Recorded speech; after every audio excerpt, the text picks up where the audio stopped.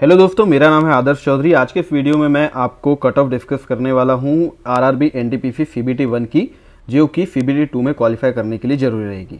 Please video को skip मत करो, बहुत ज़रूरी चीज़ आपको बता रहा हूं। अदरवाइज़ आप ये वीडियो पूरा देखोगे, उसके बाद फिर कमेंट करोगे कि नॉर्मलाइज कट ऑफ मैंने बताई है या रॉ मार्क्स पे मैंने बताई है। प्लीज़ अगर देख रहे हो तो ध्यान से देखिए। अभी अगर बिजी हो आप तो बाद में देख लेना, अभी मत देखो, लेकिन अपना टाइम वेस्ट मत करो। अगर वीडियो आप देख रहे हो तो थोड़ा ध्यान से देखो, जो बता रहा हूँ वो समझने की कोशिश करो। पिछले कुछ वीडियोस में मैंने देखा है कि बिना वीडियो देखे या फिर वीडियो को फॉरवर्ड कर करके देख रहे हो या किसी प्रकार से देख रहे हो और आपको फिर समझ नहीं आ रहा, तो सीधे आप कमेंट कर रहे हो रामायण खत्म होने के बाद कि राम की सीता कौन थी। तो मैं कितने लोगों को रिप्लाई कर पाऊंगा? इसीलिए आप अपने भी समय की थोड़ी बचत कीजिए और प्लीज अगर देख रहे हैं तो थोड़ा ध्यान से देखिए, अदरवाइज जब समय हो तभी देखिए। तो आज हम बात करेंगे आरआरबी भुवनेश्वर की, कि आरआरबी भुवनेश्वर की कट ऑफ क्या रह सकती है। एक बात मैं आपको बता रहा हूं, प्लीज सुन लीजिए ध्यान से। यहां मैं आपको ना तो नॉर्मलाइज कट ऑफ बताने वाला हूं, ना कि रॉ मार्क्स की कट ऑफ बताने वाला हूं। क्यों ऐसा नहीं बता पाऊंगा? क्योंकि इसकी लिमिटेशंस है। अगर मान लीजिए मैं रॉ बेस के आधार पर आपको एक नंबर दे दूं,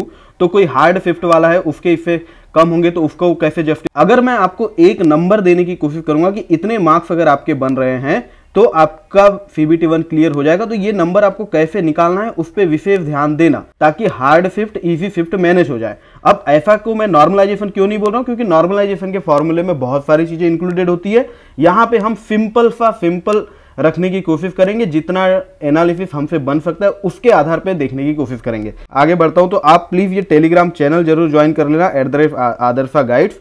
इस पे मैं आपसे लगातार कम्युनिकेशन करता रहता हूं। इसमें हमने फैक्टर्स जो कंसीडर करे हैं वो यहां पर मैंने आपके लिए लिख रखे हैं कि क्या क्या फैक्टर्स कंसीडर किए हुए हैं। देखो, नॉर्मलाइजेशन शिफ्ट के आधार पर होता है, लेकिन हम यहाँ नॉर्मलाइजेशन जो है वो अपने तरीके से करेंगे। जो नॉर्मलाइजेशन वो है वो नहीं करेंगे जो रेलवे करता है। वैकेंसी आरआरबी वाइज है, कितने लोगों को लिया जाता है? गुना 15 लोगों को लिया जाता है, जितनी भी वैकेंसी रहती है, और आरआरबी वाइज लिया जाता है। ठीक है। एक्यूरेसी ऑफ डेटा लगभग 100% है। आप इसको 99% डेटा को एक्यूरेसी मान सकते हो, क्योंकि रैंक मित्रा का डेटा हम यूज करेंगे। ये 200 के वाला जो है ये रैंक गुरुजी का डेटा है। उसके बाद ये जो बाकी डेटा है 3 लाख का, 4 लाख का, 4,20,000 का, ये रैंक मित्रा का रहेगा। और इससे मैंने सारे ट्रेंड पता करने की कोशिश की है। ये है रियल नॉर्मलाइजेशन का फॉर्मूला जो यूज होता है। इसको हम बिल्कुल यूज नहीं करेंगे और ना ही हम नॉर्मलाइज मार्क्स पे कट ऑफ निकालने वाले हैं। हम सिर्फ और सिर्फ बेस शिफ्ट जो है, आप देख रहे हो फॉर्मूले में बेस शिफ्ट का कितना जिक्र है, तो मैं यहां पर एक बेस शिफ्ट निकालने की कोशिश करूंगा। आपको बताऊंगा कि उस बेस शिफ्ट से आपको अपनी शिफ्ट को कैसे कंपेयर करना है और अपने मार्क्स के साथ क्या करना है, ताकि आपके मार्क्स जो हैं इस बेस शिफ्ट से कंपेयर किए जा सके। क्या कर रहे हैं हम यहाँ पे? एनालिसिस करने की कोशिश कर रहे हैं। तो मैं अपने बेस्ट नॉलेज पे आपको एनालिसिस देने की कोशिश करूंगा। अब ये 100% के कितना नियर जाता है ये आपको बस देखना बाकी रहेगा, बल्कि प्रॉपर एनालिसिस रीजंस के साथ आपको देने वाला हूं। देखो, ये था 2 लाख लोगों का डेटा जो रैंक गुरुजी का है, ये है 3 लाख लोगों का डेटा, ये है 4 लाख लोगों का डेटा, और ये है 4,22,000 लोगों का डेटा। फाइनल हम इस डेटा के ऊपर सारा डिस्कशन करेंगे। बाकी ये सारा मैंने हर चीज को कंपेयर करके ट्रेंड पकड़ने की कोशिश करी है कि कितने लोग यहां पर एग्जाम में जैसे जैसे बढ़ते जा रहे हैं तो डेटा किस तरफ जा रहा है, मार्क्स किस तरफ जा रहे हैं, संख्या जो बढ़ रही है वो किन लोगों की बढ़ रही है, कौन सी कैटेगरी में कितने लोग ऐड होते जा रहे हैं। जैसे आप देखोगे यहाँ 1 लाख लोगों पर कितने नंबर पे कितने लोग ऐड होते हैं और किस कैटेगरी में कितने लोग ऐड होते हैं, समझने की कोशिश करी है। अब देखिए, ये जो स्लाइड है इस पे मैं आपको बताने वाला हूं कि आप कैसे अपने मार्क्स को एवरेज करोगे और उस एवरेज मार्क्स को कंपेयर करोगे जो कट ऑफ मैं बताऊंगा उससे। यानी ना ये नॉर्मलाइज मार्क्स कहलाएंगे, ना ये रॉ मार्क्स कहलाएंगे, बल्कि मैं इन रॉ मार्क्स को, देखिए ये जो डेटा है ये रॉ मार्क्स का है, मैं आपको बताऊंगा कि आपको कैसे एवरेज करना है अपने मार्क्स को, और फिर मैं उस एवरेज मार्क्स के आधार पर एक कट ऑफ बताऊंगा कैटेगरी वाइज। अगर वो कट ऑफ क्लियर होती है, मतलब फुल मेरे एनालिसिस के हिसाब से चांस आपके रहेंगे कि आप सीबीटी 1 आरआरबी भुवनेश्वर से क्वालिफाई कर लोगे। 1-2 नंबर कम है तो भी प्लीज ध्यान दो, अगर 1-2 नंबर कम है तो भी आपको तैयारी फुल करनी रहेगी, क्योंकि मैं यहां पर जो मान रहा हूं मुझे पक्का यकीन है कि कट ऑफ उससे कम जाने वाली है। मैं यहां हाईएस्ट बताने की कोशिश कर रहा हूं कि इससे ज्यादा तो कट ऑफ नहीं जाएगी। ठीक है। अब देखिए, अब ये बात भी समझ लो कि मैं जैसे यहां बोलूंगा कि 65 नंबर, तो आप जब रियल कट ऑफ आएगी उसको 65 नंबर को कंपेयर नहीं कर सकते। क्यों नहीं कर सकते? क्योंकि देखिए, मैं आपको ये बता रहा हूं कि मेरे हिसाब से, अगर इस हिसाब से जो भी मैं बताऊंगा उस पे अगर आपके 65 नंबर हो रहे हैं, मतलब आप क्वालिफाई कर जाओगे। अब रियल एग्जाम में हो सकता है कि कट ऑफ आपको 72 दिखे, लेकिन रियल एग्जाम में ये भी होगा कि आपके जो 65 नंबर है वो वास्तव में 72 हो जाएंगे। इस प्रकार से होगा। इसीलिए ध्यान देना कि आप क्वालिफाई कैसे होगे, मैं वो बता रहा हूं, मैं ना कि ये बता रहा हूं कि वहां आरआरबी की पीडीएफ में कट ऑफ क्या दिखेगी। अगर आरआरबी की कट ऑफ 72 जा रही है तो मैं आपको अगर यहाँ 65 कट ऑफ बता रहा हूं तो एक्चुअल में आपके जो 65 है वो भी आरआरबी की पीडीएफ में 72 हो जाएंगे। हार्ड से इजी शिफ्ट की रैंकिंग इस प्रकार से यहाँ पर दी हुई है। और देखो जितने भी डेटा को यूज किया गया, जितने भी मैंने आपको बताया 3 लाख, 4 लाख, 2 लाख, 4 लाख 20 हजार, सारे डेटा की एक खासियत ये है कि हार्ड शिफ्ट जो है हमेशा वही रह पा रही है, इजी शिफ्ट हमेशा वही रह पा रही है। थोड़ा मोड़ा अंतर डेटा के साथ आता है कि एक आध रैंकिंग चेंज हो जाए बस। 5 जून की यूनिक शिफ्ट हार्डेस्ट आ रही है जिसका कि एवरेज कितना है 44.48, और सबसे इजी शिफ्ट जो यहां पर दिख रही है वो दिख रही है 23 जून की मॉर्निंग शिफ्ट, सबसे इजी यहां दिख रही है। तो आप इसमें देख रहे हो 9 नंबर का डिफरेंस है। तो ये एवरेज मार्क्स जो है इस पे ध्यान देना। अब आप सबसे पहले अपनी शिफ्ट यहां पर देख लो कि आपका कौन से दिन पे एग्जाम था। मैं यहां पर अगर मान के चलूं कि 5 जून को आपका सेकेंड शिफ्ट में एग्जाम था तो आपके एवरेज मार्क्स, शिफ्ट के एवरेज मार्क्स कितने होंगे 48। अब आपको क्या करना है, अगर आपके मार्क्स ये 48 मार्क्स या फिर 48 प्लस मार्क्स है तो आपको सीधे सीधे अपने में 48 मार्क्स को बढ़ा करके 53 करना है, यानी कि अपने मार्क्स में प्लस 5 नंबर आपको कर देने हैं। अगर आपके तो 48 नंबर से कम नंबर है तो आप यहां 5 मत जोड़ना, जितने कम है उस हिसाब से जोड़ना, यानी कि प्लस में आप 4 कर देना। आपकी जो भी कैटेगरी है उस पर अभी ध्यान नहीं देना, जैसा मैं बोल रहा हूं सिर्फ वैसा करना है ताकि आपको ये वीडियो में मैं जो बता रहा हूं वो आप अच्छे से समझ पाओ। अगर मान लीजिए आपके 48 या उससे ज्यादा नंबर यहां पर निकल रहे हैं इस शिफ्ट वालों के लिए, हर शिफ्ट के अलग से बता रहा हूं, तो अगर आपके इतने नंबर निकल रहे हैं या इससे ज्यादा नंबर है तो आप इनको 53 बनाने के लिए, जैसे 5 का डिफरेंस है ना इजी शिफ्ट और आपकी शिफ्ट में, तो अपने नंबर में प्लस 5 कर देना। बात क्लियर है। मान लीजिए कोई ये 49 वाला है तो ये अपने में प्लस 4 कर देना। मान लीजिए कोई ये 50 नंबर के शिफ्ट वाले हो आप, तो आप अपने इसमें प्लस 3 कर देना। और इस प्रकार से आप अपने नंबर को देखना, यानी कि अगर आपकी शिफ्ट से इजीएस्ट शिफ्ट के बीच का एवरेज मार्क्स का अंतर अगर 3 है तो आप अपने 60 नंबर को 63 नंबर मान के अभी चलो, और फिर अब जो मैं कट ऑफ दूंगा वो आप देखो। ये चीज और मैं एक्सप्लेन नहीं करूंगा, अगर समझ में नहीं आई है तो 2-3 बार देखो। ये टोटल वैकेंसी है आरआरबी एनटीपीसी 2024 में। टोटल वैकेंसी का नंबर आप देख लो 8113 है। इसमें टोटल कैंडिडेट कितने क्वालिफाई होंगे, 1,21,695 लोग जो हैं वो आरआरबी को क्वालिफाई, आरआरबी एनटीपीसी सीबीटी 1 को क्वालिफाई करेंगे। आप अगर अपनी प्रिपरेशन को बहुत अच्छे से करना चाहते हो तो टेस्ट बुक एक अच्छा प्लेटफॉर्म है आपकी तैयारी करने के लिए। टेस्ट बुक में आपको मॉक टेस्ट मिलते हैं हर एग्जाम के लिए। अगर मैं यहाँ पर आपको बात करूँ आरआरबी एनटीपीसी स्पेसिफिक, तो सीबीटी 1 और 2 के मिला करके आप देख रहे हो 2187 मॉक्स आपको यहाँ पर ऑलरेडी अवेलेबल है, जबकि अभी लगातार इसमें मॉक्स ऐड होते जाएंगे। आपको प्रीवियस ईयर पेपर भी मिलते हैं और अभी जो सीबीटी 1 के मॉक्स हुए हैं वो भी आपको यहाँ पर मिल जाएंगे। मैं जेन्युइन रिकमेंडेशन आपको दे रहा हूँ, मॉक्स जो हैं बहुत इंपॉर्टेंट है आपके प्रिपरेशन के लिए। पास प्रो परचेस करना चाहते हो टेस्ट बुक पर तो एडीआर कोड मेरा यूज करना, तो आपको 12% का डिस्काउंट, जो भी प्राइसेस चलते रहेंगे उस पर 12% का फ्लैट डिस्काउंट आपको मिल जाएगा। और ये एक ही पास प्रो जो है वो इतनी सारी एग्जाम आपको एक ही पास काम आ जाएगा और आपको मॉक टेस्ट लगातार मिलते रहते हैं। तो आप एडीआर कोड यूज करते हुए जरूर इसको परचेस कर लेना। आगे बढ़ते हैं। तो ये है सारी कहानी जिसके ऊपर की आप समझो कि मैंने सारा काम किया हुआ है। टोटल आरआरबी भुवनेश्वर से 11,370 लोग ऐसे रहने वाले हैं जो सीबीटी 1 को क्वालिफाई करेंगे। कैटेगरी वाइज ये मैंने लिखा हुआ है कि कितने लोग कहां से क्वालिफाई करेंगे। अब देखो 2 लाख लोगों का डेटा जब था तो भुवनेश्वर में आप देखो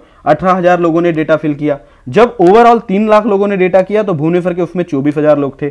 ओवरऑल 4 लाख लोगों ने जब डेटा दिया तो भुवनेश्वर के उसमें 32,000 लोग थे। 4,20,000 लोगों ने अपना डेटा दिया तो उसमें 34,000 लोग, यानी कि 2,000 लोग प्लस हो गए और 34,493 लोगों ने अपना डेटा दिया। अब इसी 34,493 लोगों के डेटा पे हम एनालिसिस करने वाले हैं। फिर से एक बार बता दे रहा हूं, मैं आपको यहां पर क्या बताना चाह रहा हूं वो आप समझ गए होंगे, ऐसी उम्मीद है। फिर से एक बार बता दे रहा हूं कि मैं यहां पर यह बताना चाह रहा हूं आपके जो भी मार्क्स है आपकी शिफ्ट में उसके साथ क्या करना है वो मैंने आपको बता दिया। आप अपने मार्क्स के साथ जैसा मैंने बोला उस प्रकार से अगर एवरेज करोगे तो एक न्यू मार्क्स पे पहुंच जाओगे और इस मार्क्स के आधार पे आपको कंपेयर करना है जो कट ऑफ में बताऊंगा उससे। अगर आप इससे क्वालिफाई हो रहे हो तो मेरे हिसाब से आपका सीबीटी 1 बिल्कुल क्वालिफाई हो जाएगा। अगर 1-2 नंबर आपके कम भी है तो भी आपको डेफिनेटली प्रिपरेशन अपनी बहुत अच्छे से करना चाहिए, क्योंकि फुल चांस रहेंगे आपके कट ऑफ को क्वालिफाई करने के। मैं यहाँ पर मैक्सिमम कितनी जा सकती है उसको लेकर के चलूंगा। इस प्रकार से रैंक मित्रा की वेबसाइट पर आप अपनी आंसर की अपलोड करके ये सारी चीजें देख सकते हो। ये सब देखोगे तो बहुत सारी चीजें आपको समझ में आ जाएगी। तो अब बात करते हैं कि यूआर कैटेगरी से अगर कट ऑफ निकाली जाए तो आरआरबी भुवनेश्वर की क्या रह सकती। तो ध्यान देना, टोटल जो है वैसे देखा जाए तो 4,920 लोग जो हैं वो ओरिजिनली क्वालिफाई करेंगे, क्योंकि वैकेंसी कितनी है 328 वैकेंसी आरआरबी भुवनेश्वर में। तो इसको अगर 15 गुना किया जाए तो क्वालिफाई कितने लोग करेंगे? रियल में करेंगे 4920। लेकिन क्या हमने ये जो डेटा देखा, क्या ये पूरा डेटा डला हुआ है? नहीं, कुछ डेटा कम डला हुआ है। तो मैं यहां पर समझ के चल रहा हूं अपनी अंडरस्टैंडिंग के हिसाब से, मैंने ऑब्जर्व भी किया, ट्रेंड को समझने की कोशिश किया, तो मैं ये मान के चल रहा हूं कि 70% से ज्यादा लोगों ने अपना डेटा ऑलरेडी दे चुका है। अब आप ये बोलोगे कि टोटल तो लाखों लोगों ने एग्जाम दिया है, फिर आप 30% को कैसे बोल दे रहे हो 70% है? तो भाई प्लीज थोड़ा पेशेंस के साथ समझने की कोशिश करो। मैं ये बोलना चाह रहा हूं कि वो 70% जो सिलेक्ट होने वाले हैं उन्होंने अपना डेटा दे दिया है। जो लोग सिलेक्ट नहीं होंगे, अब मान लीजिए किसी के 20 नंबर, 25 नंबर, 40 नंबर ही हैं, मतलब उन लोगों में टेंडेंसी जिनके नंबर कम है अपलोड करने की चांसेस कम रहते हैं, जबकि जो लोग सिलेक्ट होने वाले हैं, जो रियल रेस में हैं, वो अपना डेटा अपलोड करते ही हैं। मतलब जो सिलेक्ट होने वाले 70% लोग हैं उन्होंने अपना डेटा दे दिया है, ये मान के मैं यहां पर एनालिसिस कर रहा हूं। अगर मान लीजिए 70% लोगों ने अपना डेटा दिया है, 30% लोगों ने नहीं दिया है, तो हम 100% 4920 को लेके क्यों चले? हम ये मानते हैं कि 70% इतना है, तो इतने लोगों ने डेटा दे दिया है, तो हम इतने लोगों को सिलेक्ट करने की कोशिश करते हैं। तो इस प्रकार मैं 3500 लोगों को यूआर कैटेगरी से अगर सिलेक्ट करने जाऊं इफ डेटा के आधार पे, क्या निकल के आता है? अगर इतने लोग थे, 24,000 लोग, तो देखा जाए तो इस 70 से 65 के बीच कट ऑफ आ रही है। जब डेटा बढ़कर के 4 लाख हो गया तब भी आप देख सकते हो कि 70 से 65 के बीच ही कट ऑफ दिख रही है। जब डेटा बढ़ के 4,20,000 हुआ तब भी आप देखो 70 से 65 के बीच ही कट ऑफ रह रही है। तो आप ये देख पा रहे हो कि 5 नंबर के वेरिएशन में अगर कट ऑफ बतानी पड़े आपको, तो यहां कितना ईजी है कि कभी चेंज नहीं हो रहा है, हमेशा ये आपको पता है कि 65 से 70 के बीच कट ऑफ रहने वाली है। बात क्लियर है? अब देखो मैं आपको बताता हूं कि मेरे हिसाब से कट ऑफ क्या रहेगी।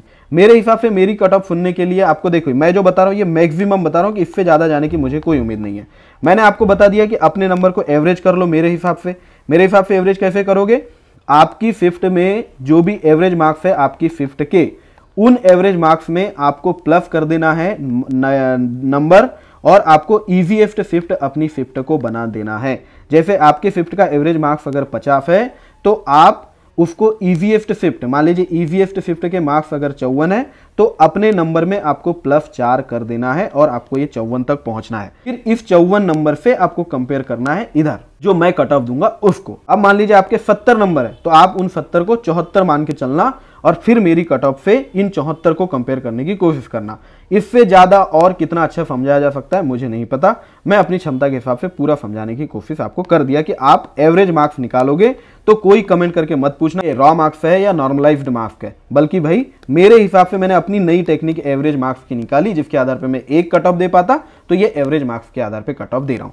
तो इस प्रकार से मेरे हिसाब से यूआर की जो कट ऑफ जाएगी आरआरबी भुवनेश्वर से, मैंने जो एवरेज मार्क्स बताए उसके आधार पे हो ही नहीं सकता कि 57 और 68 से ज्यादा चली जाए, इससे कम ही कट ऑफ रहेगी। अगर आपके 67 68 मार्क्स मेरे हिसाब से आ रहे हैं तो आप बिल्कुल ही क्वालिफाई हो जाओगे, और मुझे कमेंट करके बाद में बताना भी कि हाँ आप इस तक पहुंचे थे और आपका क्वालिफाई हुआ है। बात करता हूं मैं ओबीसी की, तो ओबीसी से आप देखिए रियल में कितने लोग सिलेक्ट होंगे, 2985 लोग सिलेक्ट होंगे। हर फ्लाइट पे लिख के रखा है कि अपने एवरेज मार्क्स निकाल लो पहले, तब कंपेयर करना। अपने रॉ मार्क्स को कंपेयर करोगे तो फिर कमेंट करके पूछोगे कि ऐसा नहीं होता, इतनी कट ऑफ नहीं जाएगी, उतनी नहीं जाएगी। रियल में अगर 2985 लोग ओबीसी कैटेगरी से सिलेक्ट होने वाले, तो हम ये मानकर चलते हैं कि 70% सिलेक्ट होने वाले लोगों ने डेटा दे दिया है। मुझे तो ये लगता है कि रियल में तो 80% लोगों ने डेटा दे दिया है, 20% होंगे जिन्होंने डेटा नहीं दिया है, लेकिन मैं 70% ही मान के चल रहा हूं, इसीलिए क्योंकि मुझे मैक्सिमम आपको बताना है कि इससे ज्यादा हो ही नहीं सकती कट ऑफ।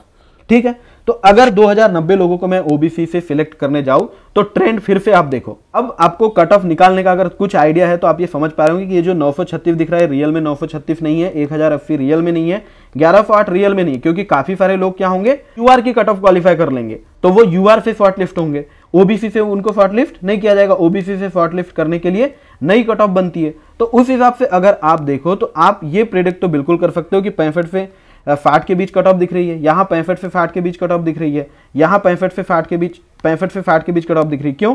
क्योंकि हम मैक्सिमम 2090 लोगों को सिलेक्ट करने की कोशिश कर रहे हैं 70% में। तो ये 2090 लोग हमको कहां दिख रहे हैं? आप देखो यहां पर दिख रहे हैं। क्यों? मैंने आपको बता दिया ना, क्योंकि यूआर से काफी लोग क्वालिफाई हो जाएंगे। कितने लोग होंगे वो सब मैंने रिसर्च कर ली है। तो आप यहां देखो तो 65 से 70 के बीच कट ऑफ होगी, ये तो कोई भी बता देगा आपको, इतना सा ही देख के बिना एनालिसिस के। लेकिन एनालिसिस रियल ये है कि कितने लोगों को आप यहां से निकालो। उसी प्रकार यहां पर भी अगर बढ़ करके देखोगे आप तो सेम चीज निकल के आएगी। ये 1029 और ये जो डेटा मैंने आपको 3600 दिया वो ये वाले डेटा का है, जिसमें 4,20,000 लोगों को का डेटा लिया गया है और 34,000 भुवनेश्वर से। तो इस प्रकार ओबीसी की कट ऑफ मैक्सिमम जो जाएगी मेरे हिसाब से एवरेज करने के बाद, वो आपको 62.3 नंबर से लेकर के अगर 63.3 नंबर के बीच आपके नंबर आ रहे हैं एवरेज, तो आपकी ओबीसी से कट ऑफ क्लियर हो जाएगी। मैं इजी जोन में देख रहा हूं यहां तो भुवनेश्वर को, क्योंकि मेरे एनालिसिस में कट ऑफ बहुत ज्यादा जा ही नहीं पा रही है। 62 से 63 अगर एवरेज मार्क्स है तो आपका क्लियर हो जाएगा। मैं ईडब्ल्यूएफ कैटेगरी की बात करूं तो एवरेज करने के बाद, जैसा मैंने एवरेज करने को बोला है आपको, मार्क्स को एवरेज करने के बाद हम यहाँ 714 लोगों को सिलेक्ट करने की कोशिश करें, जो कि क्या होगा, रियल में जितने सिलेक्ट होंगे उसका 70%। तो ये हमको कहां पर मिलेगा 714, यहां पर आप देख करके बता सकते हो। ये आपको सीधा सीधा दिख रहा है 60 से 65 नंबर के बीच ही।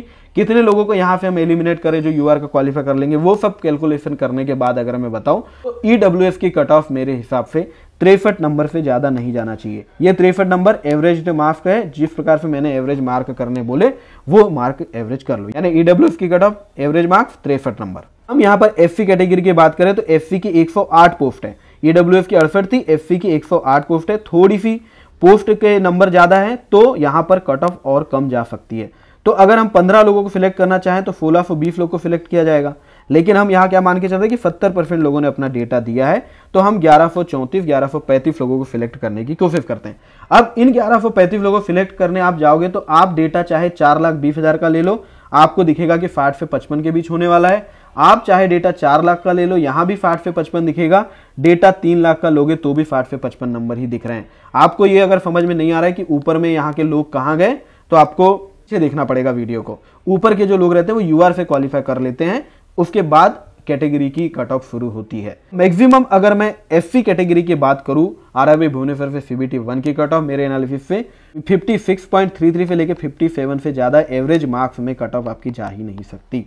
अगर इजीएस्ट शिफ्ट में, सबसे इजी शिफ्ट में आपके इतने नंबर हैं तो आप एससी कैटेगरी से बिल्कुल क्वालिफाई कर लोगे। अगर हार्ड शिफ्ट में आपके नंबर इससे कम है तो उनको कैसे एवरेज करना है, ताकि मेरी ये जो कट ऑफ मैंने आपको दी इससे कंपेयर कर सको, पीछे बताया भी है, तो एवरेज कर लेना प्लीज। अब मैं बात कर रहा हूं एफटी कैटेगरी की, तो एफटी कैटेगरी की पोस्ट यहां पर काफी कम है, तुलना कर रहा हूं मैं एससी कैटेगरी की से। तो देखो यहाँ 108 है और ये 55 है, तो अब इस प्रकार से 825 लोग रियल में क्वालिफाई होंगे। लेकिन हम अगर क्वालिफाई करने की बात करें तो हम यहां पर 578 लोगों को क्वालिफाई कर रहे हैं 70% डेटा मान के। वैसे मुझे लगता है कि यहां पर यह बात सही है कि एफसी कैटेगरी से 70% ही लोगों ने डेटा दिया है, बाकी काफी लोगों ने कम डेटा दिया है। क्योंकि आप यहां देखोगे तो टोटल देखो कितने लोगों ने, 4 लाख लोगों में मात्र 1629 लोगों का डेटा है और 4,20,000 में 1738। ये क्यों है, इसका मुझे रीजन समझ में आ गया जब डेटा को एनालिसिस किया बार बार। तो मैं 2 चीज बोल सकता हूं कि यहां पर एससी कैटेगरी के कैंडिडेट भी कम है और एससी कैटेगरी की पोस्ट भी थोड़ी सी कम है, मतलब पोस्ट भी कम है, ये भी कैंडिडेट्स भी कम है, इसीलिए कट ऑफ इतनी कम जाते दिख रही है और डेटा भी इतने कम लोग का आया। ऐसा हो ही नहीं सकता कि स्टूडेंट ज्यादा और डेटा कम लोग का आए, ठीक है। तो इस प्रकार से अगर मैं कट ऑफ देने की कोशिश करूं एसटी कैटेगरी से तो 50 नंबर से कम जाएगी। ये 50 नंबर एवरेज मार्क्स हैं, यानी अगर सबसे इजीएस्ट शिफ्ट में आपके 50 से कम नंबर भी हैं, 50 से कम नंबर तो कुछ भी हो सकते हैं, तो मुझे अब एक नंबर आपको देना पड़ेगा। तो 50 से कम नंबर भी अगर आपके हैं तो देखो 578 लोग को हम सिलेक्ट कर रहे हैं और 50 पे अगर आप देखो तो यहाँ पे आप देखो 561 लोग और 45 पे 838 लोग, यानी इसके बीच में कहीं कट ऑफ है। तो अब मैं अगर ऊपर के लोग को जनरल में जो क्वालिफाई करेंगे उनको हटा दूं और आपको कट ऑफ देने की कोशिश करूं तो ये कट ऑफ 48 से लेके 50 के बीच में ले लो।